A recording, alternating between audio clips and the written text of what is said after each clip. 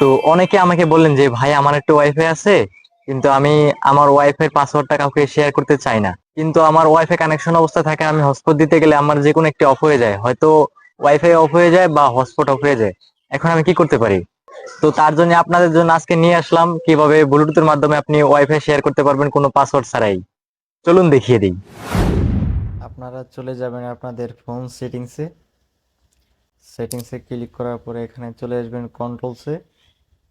কন্ট্রোলসে click করার পরে এখানে আপনারা দেখতে পাচ্ছেন মোবাইল হটস্পট অ্যান্ড থ্রেডিং, এখানে ক্লিক করে দেবেন। এখানে ক্লিক করার পর এরকমটা চলে আসবে।